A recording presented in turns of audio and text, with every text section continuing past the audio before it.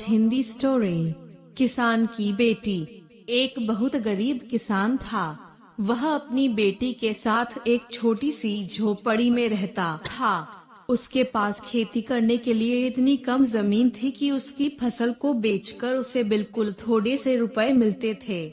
उन रुपयों से वे लोग ठीक से खाना भी नहीं खा पाते थे। वह राजा के पास अपनी समस्या लेकर आया। राजा दयालु थे। उन्होंने किसान को अपनी जमीन में से कुछ जमीन दे दी खेती करने के लिए। उन्होंने कहा, यह जमीन तो हमारी ही रहेगी, लेकिन उस पर उगने वाली फसल तुम्हारी होगी। किसान ने राजा को बहुत बहुत धन्यवाद दिया। एक दिन वह खेत की जुताई कर रहा था, तभी उसका हल किसी कठोर चीज से टकराया। उसने वहां खोदकर देखा तो उसे सोने की एक ओखली मिली। किसान ईमानदार था। उसने अपन बड़ी ई की मात्रा बेटी से कहा, हमें यह ओखली राजा के खेत से मिली है। जिसकी जमीन है उसी की यह ओखली भी है, इसीलिए हमको इसे राजा को लौटा देना चाहिए। किसान को बेटी बोली, नहीं पिताजी, आप ऐसा मत कीजिए। आपको सिर्फ ओखली मिली है। यदि राजा ने आपसे इसकी सोने की मूसल भी मांगी तो आप क्या करेंगे? आप इस ओखली को अपने ही पास रखिए। लेकिन किसान को यह बात ठीक नहीं लगी।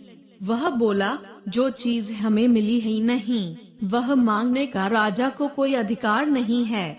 वह राजा के पास ओखली लेकर पहुंचा, लेकिन दरबार में ठीक वैसा ही हुआ जैसा कि किसान की बेटी ने सोचा था। राजा ने सोचा कि किसान ने लालचवश मूसल अपने पास रख ली है। किसान बेचारा सोने की मूसल कहां से लाकर देता। नतीजा यह हुआ कि किसान को जेल में डाल दिया गया।